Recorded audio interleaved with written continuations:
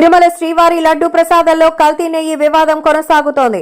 AP ప్రభుత్వం నెయ్యి వ్యవహారంలో విచారణ కోసం సెట్ ను ఏర్పాటు చేసింది. అలాగే కర్ణాటక నుంచి నందిని నెయ్యిని ప్రసాదాల కోసం తెప్పిస్తోంది. అయితే ఈ వివాదం వేళ తిరుమల శ్రీవారి లడ్డు ప్రసాదం విక్రయాలు ఎలా ఉన్నాయన్న ఆసక్తి అందరిలో ఉంది.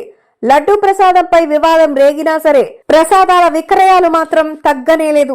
గత వారం రోజులుగా భక్తుల నుంచి లడ్డూలకు డిమాండ్ బాగా పెరిగింది. తిరుమల లడ్డు ప్రసాదాలు గడిచిన వారం రోజుల వ్యవధిలో ఏకంగా 23 లక్షల వరకు విక్రయాలు జరిగాయి.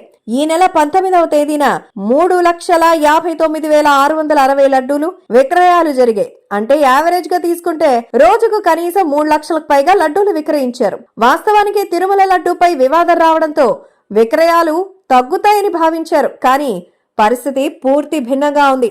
తిరుమల లడ్డు ప్రసాదంలో వినియోగించిన నెయ్యి కల్తీ జరిగిందని టీటీడీ గుర్తించింది.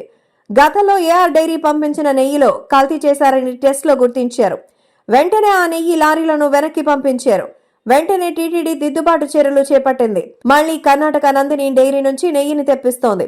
అప్పటి నుంచి తిరుమల లడ్డు ప్రసాదంలో నాణ్యత పెరిగిందని చెబుతున్నారు టీటీడీ ఈవో జె శ్యామలరావు. అలాగే ప్రసాదాల్లో ఉపయోగించే సరుకుల విషయంలో కూడా జాగ్రత్తలు తీసుకుంటున్నారు.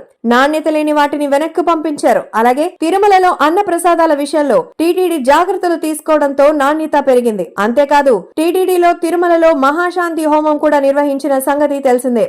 లడ్డూ ప్రసాదాలు ఇతర నైవేద్యాల పవిత్రత దైవత్వాన్ని పునరుద్ధరింపజేసేందుకు ఈ నెల 23న తిరుమల శ్రీవారి ఆలయంలోని బంగారు బావి దగ్గర యాగశాలలో వైఖానస ఆగమోక్తంగా శుద్ధి శాంతి హోమాలను నిర్వహించారు. హోమం అనంతరం టీటీడీ సంప్రోక్షణ కూడా నిర్వహించింది. ప్రధానంగా ఋత్విక్కులు వాస్తు శుద్ధి కుంభజాల సంప్రోక్షణ చేశారు. ఈ హోమం సంప్రోక్షణ తర్వాత భక్తులు లడ్డూ ప్రసాదం నాణ్యతపై తమకున్న ఆందోళన భయాలు అపోహలు పోయినట్టే అంటున్నారు.